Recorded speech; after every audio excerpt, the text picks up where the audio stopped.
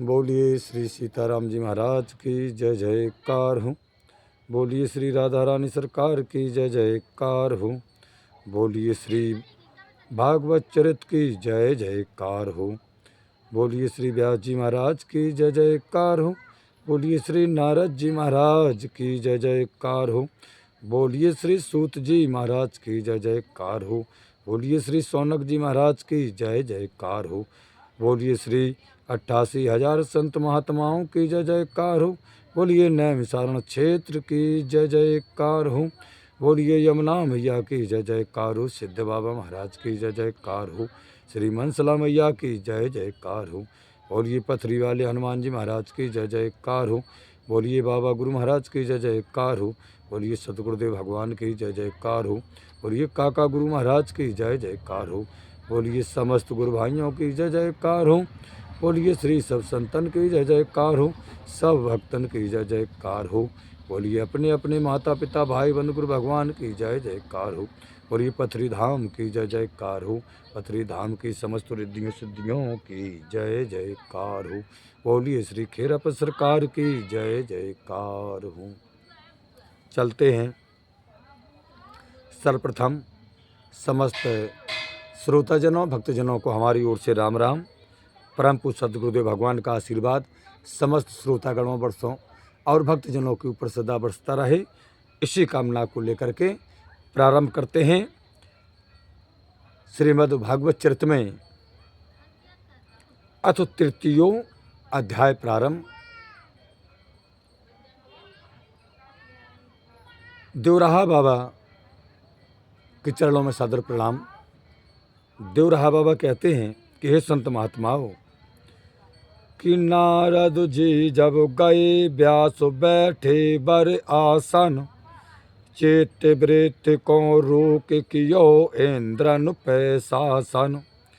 कि माया सहित महेश हृदय में दये दिखाई, भव भय भंजन भक्ति प्रकट हुए सम्मुख आई।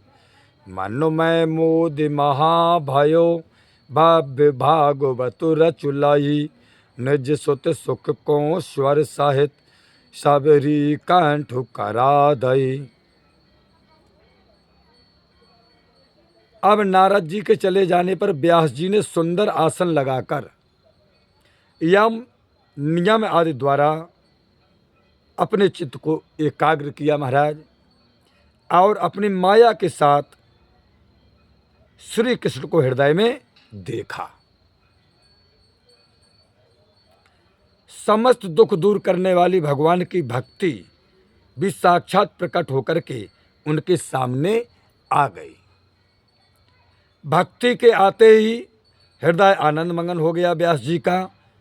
तब उन्होंने श्रीमद् भागवत संहिता की रचना कर अपने पुत्र श्री सुखदेव को पूरी कंठस्थ याद करा दी। बोलिए व्यास जी महाराज की जय जयकार हो। बोलिए श्री सुखदेव जी महाराज की जय जयकार हो।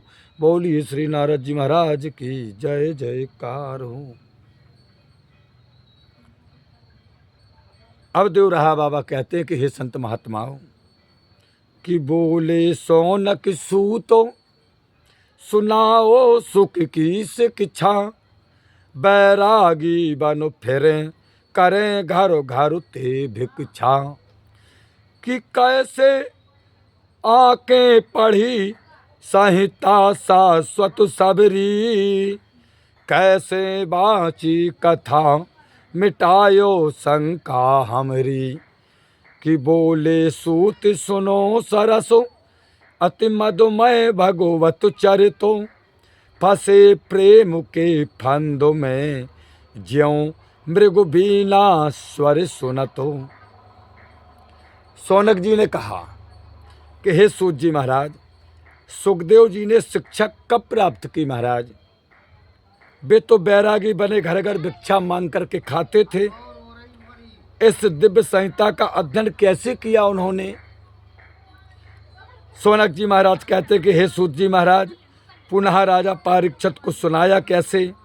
इस वृत्तांत को सुना करके हमारी शंका मिटाइए। सूत जी ने कहा, मुनियों सुनो, भगवान का चरित्र तो अत्यंत मधुर है। इसे सुनते ही वे उसी प्रकार प्रेम के फंदे में फंस गए जैसे वीणा की मधुर धुन सुन करके मृग फंस जाता है।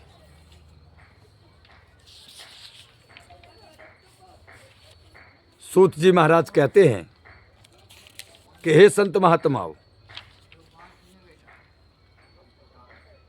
भरतो वंश में भूपो भय शांतनु सुखदाता, विदुर पांडु धृतराष्ट्र पौत्र तिनके विख्याता। पांडव पांचहु पांडु तनय धृतराष्ट्र पुत्र सतो, पांडव परम प्रसिद्धो किंतु कौरव अति निंदितो। राजो हेतु भारत भयो पांडु पुत्र विजयी भय, भीम सुयोधन जांग को तोर छोर निज घर गए। सूत जी महाराज कहते हैं कि हे सौनक जी महाराज और समस्त 88,000 संत महात्माओं, आपके 1000 वर्ष का चलने वाला ये नैमिषारण्य में यज्ञ, इसमें आए हुए सभी भक्तजन सज्जन पुरुष। सूत जी महाराज कहते हैं कि भरत वंश में शांतनु नामक प्रसिद्ध एक राजा हो गए। किस वंश में? भरत वंश में शांतनु नामक प्रसिद्ध राजा हो गए। उनके विदुर, पांडु और धृतराष्ट्र नामक यशस्वी पौत्र हो गए। पांडु के 5 यशस्वी पुत्र पांडव और धृतराष्ट्र के 100 पुत्र कौरव कहलाए। कौरवों की संसार में बड़ी निंदा हुई महाराज। सूत जी कहते हैं कि हे सौनक जी महाराज, कौरवों की संसार में बड़ी निंदा हुई। राक्षस के राज के लिए पांडव और कौरवों में महाभारत युद्ध हुआ। उसमें पांडव विजय हुए। भीम ने अपनी गदा से सुयोधन की जांग को तोड़ दिया।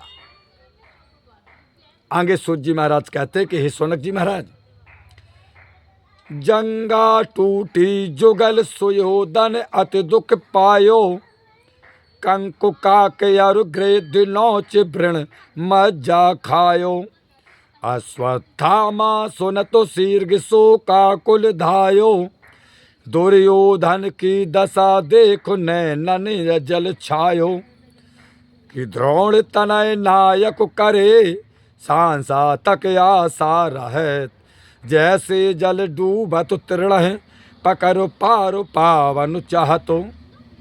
सूत जी महाराज कहते हैं कि हे सौनक जी महाराज, दोनों जांग टूट जाने पर सुयोधन बड़ा दुखी हुआ। अब कंक, कौआ और गीध जीवित ही उसका मांस नोच करके खाने लगा। यह सुनकर अश्वत्थामा शोक से दौड़े आए और दुर्योधन की दयनीय दशा देख करके महाराज उनकी आंखों में आंसू आ गए। आज गुरु द्रोणाचार्य के पुत्र अश्वत्थामा ने दुर्योधन की दशा देखी कि अरे इसको तो चील, कौवे और गीध नोच नोच कर खा रहे हैं। दया आ गई, आंखों से आंसू गिरने लगे। परम मित्र था अश्वत्थामा का दुर्योधन। शरीर में प्राण शेष रहने तक प्राणी, सूत जी महाराज कहते हैं कि हे संत महात्माओं, सफलता की आशा रखता है। जब तक शरीर में प्राण रहते हैं तब तक वह सफलता की आशा रखता है। जिस प्रकार जल में डूबता हुआ मनुष्य एक तिनके के सहारे ही पार हो जाने की आशा रखता है, हे संत महात्माओं, उसी प्रकार सर्वस्व नष्ट हो जाने पर भी विजय की आशा में दुर्योधन ने द्रोण पुत्र अश्वत्थामा को सेनापति बना दिया। सूत जी महाराज कहते हैं कि अश्वत्थामा चलो पाप मति मन में आई, फिर तुम्हें तु करो याद धर्म गति दई भुलाई। पांडव कुल की बीजो नासो कैसे हो बे, और प्रतिहिंसा में धर्म सत्य सब ही नर खूबे। दुर्पद सुता के सुत सबई सोबत सुख ते शिविरो में, तोरा तो तीक्ष्ण तरोवारु थे सिर काटे निसुत्ति मेरो में। सूत जी महाराज कहते हैं कि हे सौनक जी महाराज, अश्वत्थामा वहाँ से लौटे और उनका मन पाप पूर्ण विचारों से भर उठा। अश्वत्थामा का मन पाप पूर्ण विचारों से भर गया। अपने पिता की मृत्यु का ध्यान करते ही अश्वत्थामा ने धर्म छोड़ करके छल का आश्रय लिया और पांडव वंश का नाश कैसे हो यही उपाय विचार करने लगे। अश्वत्थामा बदला लेने की भावना आते ही सूत जी महाराज कहते कि हे शौनक जी महाराज, मनुष्य धर्म और सत्य से हीन हो जाता है जब उसके मन में बदला लेने की भावना जागृत हो जाती है तो वह धर्म और सत्य से हीन हो जाता है। अश्वत्थामा ने घोर अंधेरी रात के समय शिविर में सोते हुए द्रौपदी के सभी पुत्रों का सिर तलवार से काट डाला।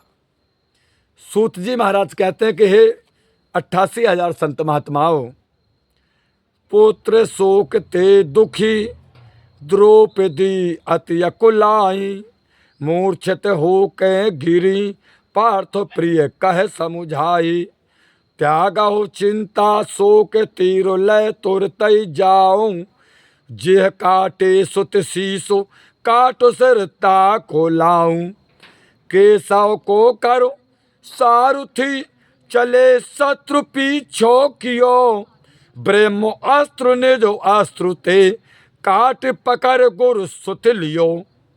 सूत जी महाराज कहते हैं कि हे शौनक जी महाराज, पुत्रों की मृत्यु के दुख से व्याकुल द्रौपदी मैया मूर्छित होकर के आज धरती पर गिर पड़ती हैं और अर्जुन ने सांत्वना देते हुए कहा कि हे प्रिय द्रौपदी, तुम दुखी मत हो, जिसने तुम्हारे पुत्रों का सिर काटा है मैं अभी बाण से उसका सिर काट करके तुम्हारे चरणों में लाता हूँ।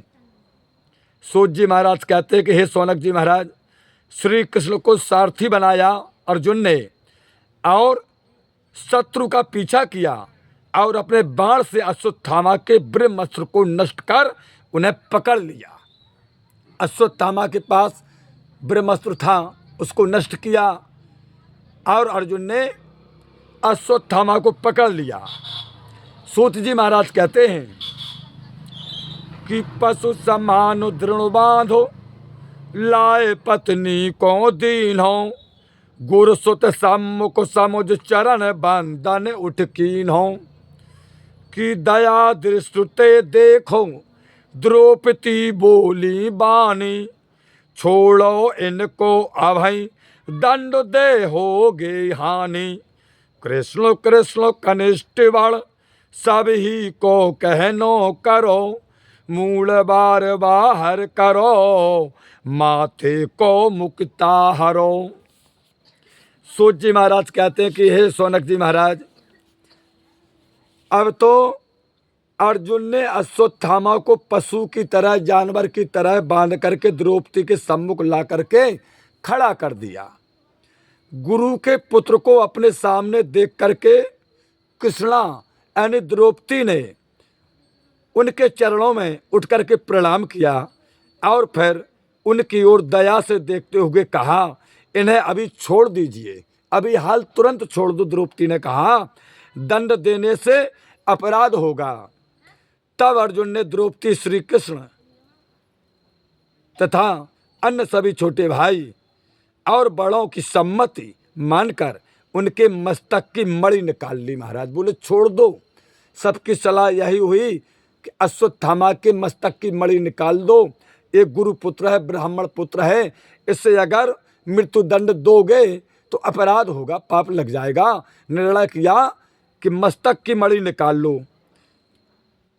तो क्या होगा महाराज, और सिर मुड़ा करके छोड़ दिया इन्हें, सिर मुड़ा दिया गया अश्वत्थामा को, मस्तक की मणि निकाल ली गई और छोड़ दिया गया। अब शौनक जी महाराज कहते हैं कि हे संत महात्माओं, 88,000 संत महात्माओं, गुरु सतो बेप्रु विचारो, पुत्र घाती नहीं मारो, अति अपमानित भयो युद्ध कर सम्मुख हारो, मैल न मन को गयो ये प्रतिहिंसा धारी, पांडु वंश को नाश करूं यह बात विचारी। घाव पुरय गड्ढा भरे नर अपमान न भूलहि। खल मन मोती दूध ए जोरत फेर फटके नहीं। सूत जी महाराज कहते हैं कि गुरु का पुत्र और ब्राह्मण समझ करके उस पुत्र के हत्यारे का प्राण नहीं लिया गया। अपने इस अपमान का बदला लेने के लिए अश्वत्थामा ने महाराज पुनः युद्ध किया, परंतु हार गया। इतने पर भी उनका मन शांत नहीं हुआ अश्वत्थामा का, और बदला लेने के लिए पांडव वंश का सर्वनाश कर देने का अब निश्चय कर लिया अश्वत्थामा ने कि मेरे बहुत अपमान किया है, मैं गुरुपुत्र था हूँ और ब्राह्मण भी हूँ, इन लोगों ने मेरा बहुत अपमान किया, तो हम पांडु वंश का नाश कर देंगे, सर्वनाश कर देंगे। ये निश्चय कर लिया अश्वत्थामा ने।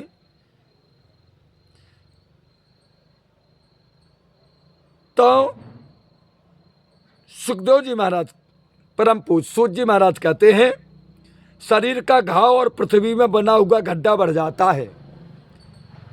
घाव पूरे गड्ढा भरे नर अपमान न भूलहि।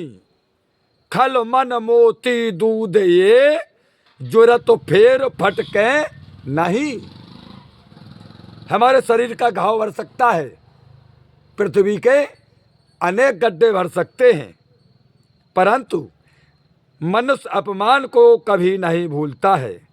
दुष्टों का मन मोती और दूध या एक बार फट जाने पर फिर जुड़ते नहीं हैं। विराज युधिष्ठिर को दयो हस्तिनापुर में आए। पांडव से वह श्याम को प्रेम नहीं ये समाए। सूत जी महाराज कहते हैं कि हे सोनक जी महाराज, अब भगवान ने हस्तिनापुर में आकर के युधिष्ठिर को राजा बना दिया। वहाँ सभी पांडव अत्यंत प्रेम से श्री कृष्ण की सेवा करने लगे। हस्तिनापुर में भगवान श्री कृष्ण ने हस्तिनापुर का राजा युधिष्ठिर को बना दिया, और वहाँ पर सभी पांडव भगवान की सेवा करने लगे। अब सूत जी महाराज कहते हैं कि कृष्णा करी कृतार्थो पांडु नंदन नृपकीन्हे। सबको सब समुझाए द्वार का हर चलो दीन है। इतने में अति दुखित उत्तरा आगे आई। स्वर गद गद भय भीतो विपतु की बात बताई। कि देव निहारो दहक तो आवे अस्त्र अमोघ है। मारे मुँह को किंतु मम गर्भ विभो रकुछ तो रहे। सूत जी कहते हैं कि द्रौपदी की मनोकामना पूरी करके पांडु पुत्र युधिष्ठिर को राजा बना दिया, और सबको भली भांति समझा करके भगवान श्री कृष्ण द्वारका जाने को तैयार हुए।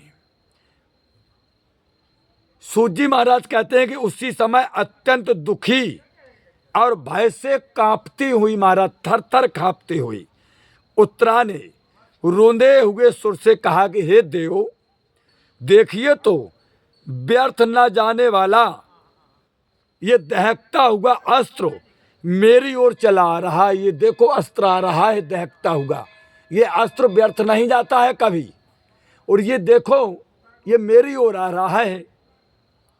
उत्तरा ने कहा भगवान श्री कृष्ण से कि हे प्रभु, हे भगवान, मैं भले ही मर जाऊं, इस अस्त्र के द्वारा मैं भले ही मर जाऊं, परंतु मेरा गर्भ ना नष्ट होने पाए।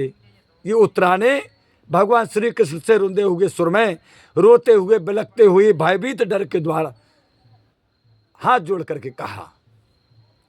तो चले द्वारकाधीशों प्रथा पुण्य आंग आई। कि अश्वत्थामा कुपितो क्रोध कर सर छह छोड़े। 6 बाण छोड़े महाराज अश्वत्थामा ने क्रोध में आकर के।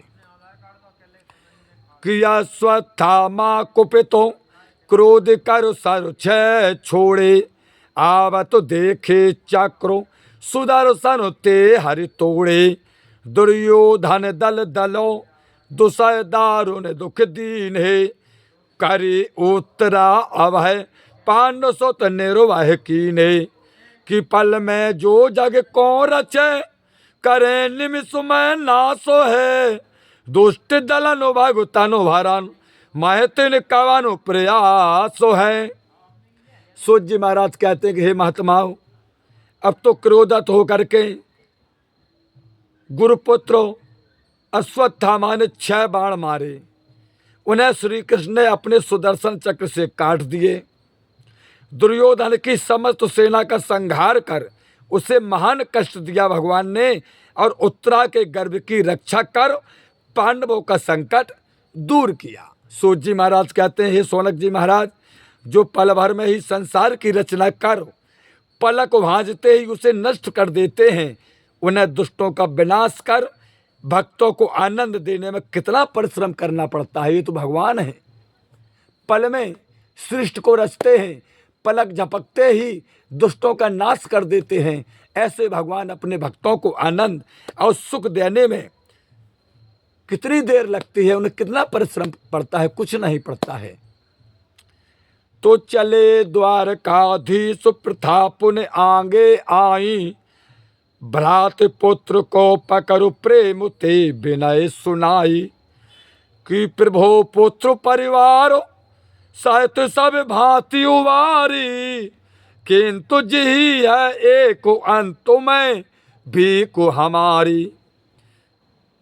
विपत बारो बार दो भरे बारो बारो बरसा करें। दर्शन देवे दया वसो छात्र छाए करो भय हरे।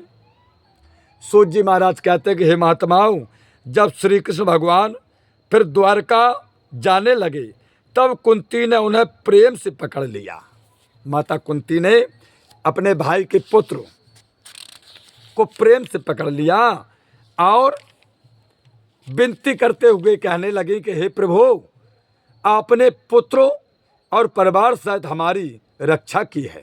माता कुंती ने कहा भगवान से कि हे प्रभु, आपने पुत्र तथा हमारे परिवार सहित हमारी रक्षा की है, किंतु अब मेरी एक अंतिम भीख है। आंचल पसारा माता कुंती ने भगवान के सामने कहने लगी, जा रहे हो कन्हैया? बोले हाँ बुआ जा रहे हैं। बोले आपने हमारे परिवार की रक्षा की है, पुत्रों की रक्षा की है, अंतिम इच्छा हमारी पूरी करोगे? भगवान बोले बुआ करेंगे। आंचल पसार लिया और माता कुंती कहती हैं कि विपत्ति बारो बार दो भरे बारो बारो बरसा करें। दर्शन देवे दया बसु छत्र छाए करो भय हरे। कहती हैं हमारी अंतिम भीख है कि विपत रूपी बार से भरे बादल आकर के बार बार हमारे ऊपर वर्षा करें। जितनी विपत्तियां हो सके, माता कुंती कहती हैं कि हे कन्हैया, हे भगवान, वो सब विपत रूपी बादल हमारे ऊपर बार बार आए और वर्षा करें। तब आप दया करके अपने देव दुर्लभ दर्शन देकर और अपनी छत्र छाया में लेकर हमारी रक्षा करते रहें। बोले विपत्ति दो हमें, तब आप आओगे हमारी रक्षा करने, हमें आपके दर्शन होंगे। माता कुंती कहती हैं कि हे विश्वंभर विभो, आप हैं सबके स्वामी। अच्युत अलखो अनंत अगोचरो अंतर्यामी। सोरे सारे कोसो विसल लो सदा सागर में जावे। मेरो चंचल चित्तो शरण तल तो त्यों धावे। कि बुआ की विनती सुनी प्रेम सहित प्रभु हंस गए। माया मोहित मन भयो बास देव मन बस गए। देवराहा बाबा कहते हैं कहे संत महात्माओं, अब क्या होगा कि माता कुंती कहती हैं कि हे संसार के पालन करने वाले, हे भगवान प्रभु, आप ही सबके स्वामी हैं, आप अनंत, इंद्रियों से परे और सर्वज्ञ हैं।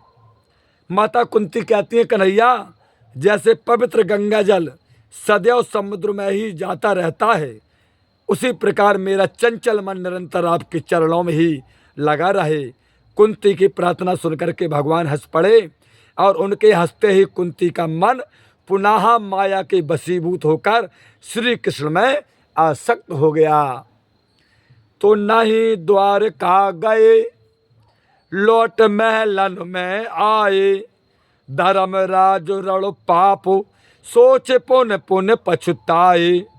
कैसी मम मत मलिन भाई, भाई निज मारे, निज संबंधी हने सभई निर्दोष विचारे। अश्वमेघ करो कवन विधि, परम पुण्य पुण्य मिल सके। कीचड़ की का लिख कभऊ, कीचड़ ते का धुल सके। सूत जी महाराज कहते हैं कि हे महात्माओं, तब भगवान श्री कृष्ण द्वारका न जाकर के महलों में लौट आए। इधर धर्मराज युद्ध में हुए पापों का समस्त स्मरण करके पछताते हुए कहने लगी कि हाय, मेरी बुद्धि कैसी नष्ट हो गई थी, मैंने अपने भाइयों को मारा है और निर्दोष संबंधियों को भी मारा है। अश्वमेघ यज्ञ द्वारा कैसे फिर अत्यंत पुण्य प्राप्त किया जाए, ये विचार करते हैं धर्मराज युधिष्ठिर। परंतु क्या कीचड़ का मैल कभी कीचड़ से धुल सकता है? कभी कीचड़ का मैल कीचड़ से धुल सकता है? सूत जी महाराज कहते हैं, युधिष्ठिर मन में विचार करते हैं कि मैं हूँ पापी अतो अदम, मोहे नर नारी न निरखें, पत्नी पतुते पृथक करी विधवा बनु बिलखें। सबके सुत पितु मातु करुण कंदन कर कोस, पांडव पापी परम बंधु बधु निज तनु पोसै। कृष्ण कहो कैसे करूं, रक्त सुरांचित राज कौं, कौन करे सुख स्वजन बधि, ऐसे कुत्सित काज कौं। युधिष्ठिर अपने मन में विचार करते हैं कि मुझ पापी को अब स्त्री पुरुष देखना भी नहीं चाहते हैं। जिनके पति मर गए हैं वे विधवा होकर के रो रही हैं। मरे हुए व्यक्तियों के पुत्र पिता और माता दुख से विलाप कर रहे हैं और धिक्कारते हुए कहते हैं, ये पांडव बड़े पापी हैं, अपने भाइयों की हत्या कर सुख भोग रहे हैं। हे श्री कृष्ण भगवान, आप ही बताइए, रक्त से रंगे इस राज सिंहासन पर मैं कैसे बैठूं? अपने स्वजनों के बध जैसे घृणित कार्य को करके कौन सुख भोगना चाहेगा? बताओ कन्हैया, तुम ही बताओ। तो धर्ममुनि तो कहे बारो बारो सबने समझाई, किंतु काहू की बात धर्म ये तो मन नहीं भाई। कृष्ण कहे श्री भीष्म हमारे अति ही प्यारे, भक्ति भाव सुन सबहि दरस को सिर घुसधारे। सोवे तो भीषम सर्व विधे, अवन उतर जिम रव गिरे। पांडव पूर्जन प्रभु सहितो, सब ने पद पांदन करे। अब क्या हुआ? सूत जी महाराज कहते हैं, सबके अनेक प्रकार से समझाने पर भी धर्मराज हस्तिनापुर के राजा महाराजा युधिष्ठिर को संतोष नहीं हुआ, शांति नहीं मिली। तब श्री कृष्ण ने कहा, श्री भीष्म पितामह हमें सबसे अधिक प्रिय हैं। पितामह के प्रति ऐसे भक्ति भाव पूर्ण वचन सुनकर सभी लोग उनका दर्शन करने गए। अब सरसैया पर पड़े हुए परम तेजस्वी भीष्म पितामह ऐसे प्रतीत हो रहे थे महाराज मानो सूर्य ही पृथ्वी पर आ गए हों। वहां पहुंच करके श्री कृष्ण और सपरिवार पांडवों ने उन्हें प्रणाम किया। भीष्म पितामह को सभी पांडवों ने, पूरे परिवार ने भीष्म पितामह को प्रणाम किया। तो सरसैया पे परे भीष्म विद्युत समुदम कै सोल तो सर कछु कांति इंद्र धनु सम मिलु चमकै बंधु साय तो ढेंगु जाय दुष्टर शिशु सम रोवे आश्रु बिंदु वर साय युगल पद पंकज धोवे। कि पांडु पोत्र पद पासु में पग पकड़े रो बतु निराग बोले उनते पितामह नंदो नंदन की ओर लखो। बाणों की सैया पर पड़े भीष्म पितामह आज दमकती हुई बिजली के समस्त सुशोभित हो रहे थे। शरीर में लगा हुआ रक्त और धसे हुए बाण और सफेद बालों से निकलने वाली कांति इंद्रधनुष के समान चमक रही थी महाराज भीष्म पितामह की। भाइयों के साथ पितामह के पास पहुंचते हुए महाराज युधिष्ठिर बालकों की तरह रोने लगे। जैसे ही भीष्म पितामह के सामने महाराज युधिष्ठिर पहुंचे, बालकों की तरह रोने लगे और अपने आंसुओं से उनके चरण कमलों को धो दिया। महाराज युधिष्ठिर ने युधिष्ठिर को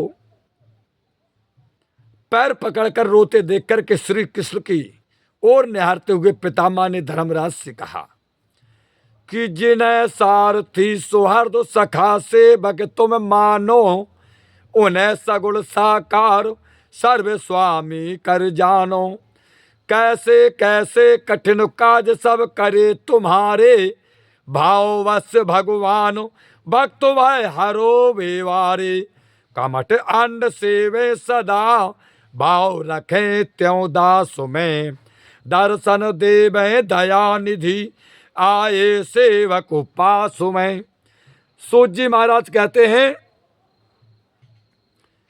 कि भीष्म पितामह ने कहा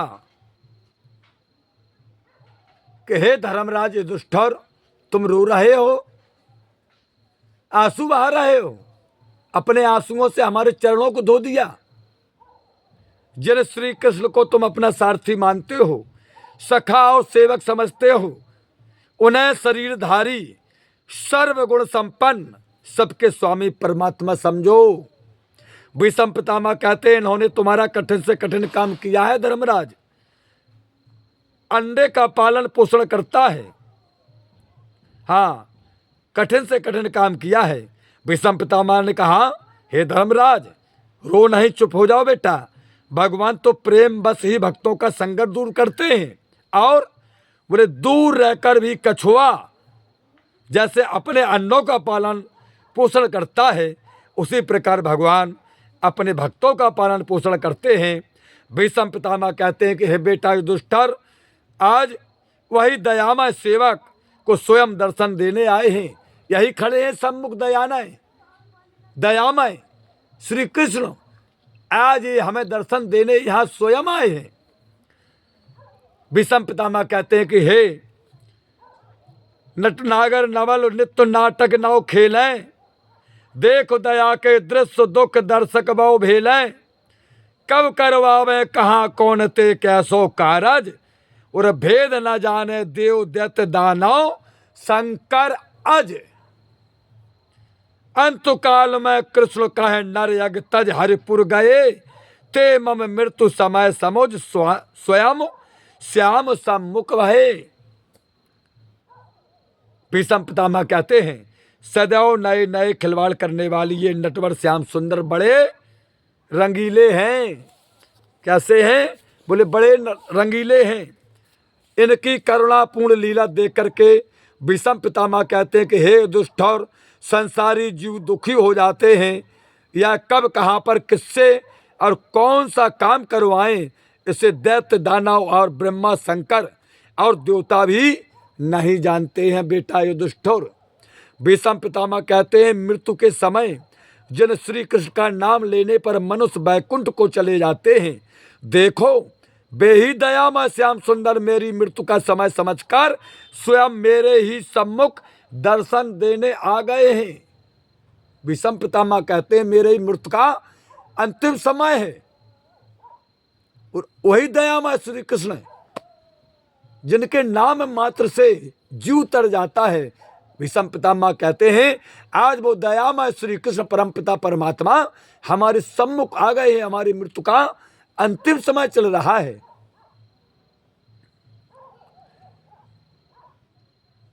तो भय अशुभ सब छीन शुद्ध मन मोहन धारे, अस्त्र शूल सब शांतो भयो प्रभु निकट निहारे, इंद्रिय वृत्त विलास रुकी हर ही में आए, गद गद गिरा गंभीरो गीत गोविंद को गाए, कि मत हो मेरी कृष्णमय गीत हो गोबर धन धरान, चंचल चित चित पे चरण रटु रसना राधा रमण। भीष्म पितामह कहते हैं कि हे दुष्टर, भगवान के दर्शन से हमारे शेष पाप भी नष्ट हो गए और बाणों की पीड़ा तो श्री कृष्ण ने अपनी दया दृष्टि से ही शांत कर दी है। दुष्टर, हमारी सभी इंद्रियां अपनी चंचलता छोड़ करके सहज ही शांत हो गई हैं। भीष्म पितामह कहते हैं कि बेटा दुष्टर, अब हमारे हृदय में भी श्याम सुंदर का दर्शन होने लगा है और गदगद मैं होने लगा हूं। अब मैं अपने गदगद स्वर से इन भगवान श्री कृष्ण की स्तुति करूंगा। मेरी बुद्धि श्री कृष्ण में आसक्त रहे, वे गिरधारी ही मेरी एकमात्र गति हों। भीष्म पितामह कहते हैं कि मेरा चंचल मन उन्हीं के चरणों का सदा ध्यान करता रहे और यह रचना राधा रमण को ही रटती रहे। भीष्म पितामह चलते समय अंतिम समय भगवान श्री कृष्ण की स्तुति करते हैं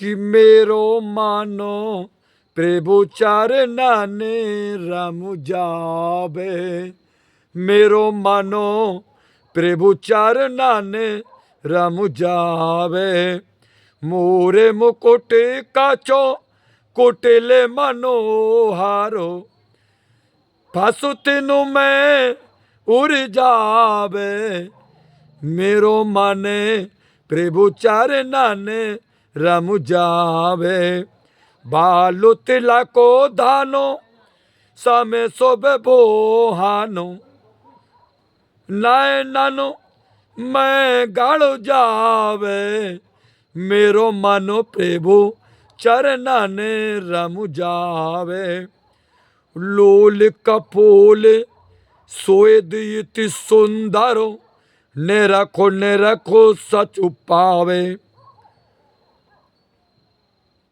सुहरो नासुका दांत मनोहरो, आगोरनु पे चलो जावे, सांखो ग्रीव के हर समु अंधनु, पीतांबरो फहरावे, कि बाहो विशाल करु धनी कटु में, चरण कमल नितु ध्यावे, कृष्ण कृपालो करुणा सागरु, रसना नाम गावो, मेरो मनो प्रभु चरनाने रम जावे,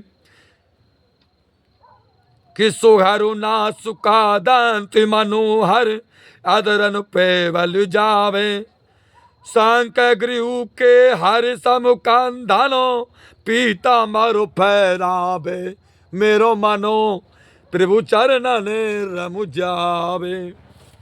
भीष्म पितामह कहते हैं कि मेरा मन श्री कृष्ण में ही आसक्त रहे, मैं मोर पंख के सुंदर स्तुत और घुंघराले वालों की शोभा पर मोहित होकर के उनके ही निरंतर निहारा करूं, उनके मस्तक पर सुशोभित तिलक और धनुष के समान टेढ़ी भौएं मेरी आंखों में बसी रहें, उनके सुंदर चिकने कपोलों पर पसीने की जो बूंदों से बढ़ती हुई शोभा को देख तक करके भीष्म पितामह कहते हैं, मेरा मन आनंदित होता रहे। मोहन की मनोहर नासिका, सुंदर दंतावली और लाल लाल ओंठों पर मैं अपना प्राण निछोवर करता रहूं, और जिन श्याम सुंदर की शंख के समान सुंदर गर्दन है। भीष्म पितामह कहते हैं कि सिंह के समान कंधे और शरीर पर पीताम्बर फहरा रहे। भुजाएं सुडौल और लंबी हैं, कमर में करधनी सुशोभित हो रही है। भीष्म पितामह कहते हैं, उनके कमल के समान सुंदर चरणों का ही मेरा मन सतत ध्यान करता रहे। मेरी जिह्वा हे श्री कृष्ण, हे कृपालु, हे करुणा के सागर, इन्हीं मधुर नामों को रटती रहे। कि हे अनाथ के नाथ, ज्ञान गीता के दाता, हे अर्जुन के सखा सारथी, दुख के भ्राता, हे बूढ़े की कठिन प्रतिज्ञा पूरन करता, हे ब्रजो बल्लभ अखिल विश्व के हरता भरता, हरो ही मैं धारन धरे, कर तो विनय बेहलो भाई, कृष्ण कृपालो कृपा निधि, कहा तो भीष्म सोरो पुरो गए। भीष्म पितामह कहते हैं श्री कृष्ण भगवान से हाथ जोड़ करके कि हे दीनों के दीनानाथ, हे गीता का उपदेश देने वाले, हे अर्जुन के सखा तथा सारथी बनकर दुख दूर करने वाले, हे मुझ बूढ़े की प्रतिज्ञा को पूरी करने वाले श्री कृष्ण, हे ब्रजनाथ, आप ही विश्व का पालन और संहार करते हैं। इस प्रकार विनती करते हुए हे संत महात्माओं, हे भक्तजनों, सूत जी महाराज कहते हैं कि भीष्म पितामह श्री कृष्ण का ध्यान करते हुए प्रेम में मगन हो गए, और अंत में हे श्री कृष्ण, हे कृपा करने वाले, हे कृपा के सागर कहते हुए आज भीष्म पितामह स्वर्ग चले गए महाराज। तो सब धर्मन को सारो, भीष्म धर्म सुत ते कहो, भाई श्याम लख पारो, तनु तज पायो परम पदो। सूत जी महाराज कहते हैं कि हे 88,000 संत महात्माओं, वहाँ पर भीष्म पितामह ने दुष्टर को समस्त धर्मों का सार बताया और श्री कृष्ण का दर्शन करके परम गति को प्राप्त किया।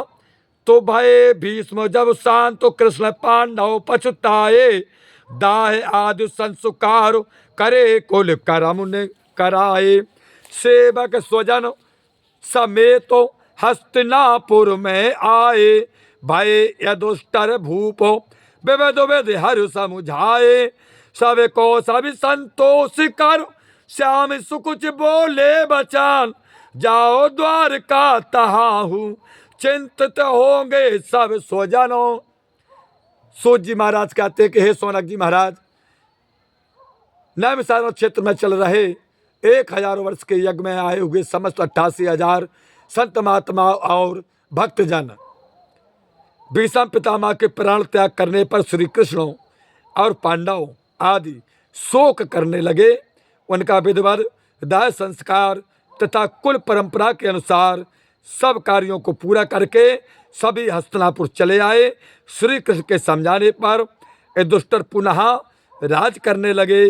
तब सबको सांत्वना देकर के श्याम सुंदर ने सकचाते हुए कहा कि अब मैं द्वारका जाऊंगा, वहाँ सब लोग मेरे लिए चिंतित होंगे, अब हमें आज्ञा दीजिए, हम द्वारका जाऊंगा। ये भगवान श्री कृष्ण ने कहा, द्वारका में हमारे लिए सब चिंतित होंगे। तो इत श्री भागवत चरित के प्रथमाह में भीष्म परलोक गमन नामक तृतीय अध्याय समापन हुआ। कल की कथा में सभी भक्तजन श्रवण करेंगे। अथ चतुर्थो अध्याय। बोलिए श्री सीताराम जी महाराज की जय जयकार हो। बोलिए श्री राधा रानी सरकार की जय जयकार हो। बोलिए श्री बद भागवत चरित की जय जयकार हो।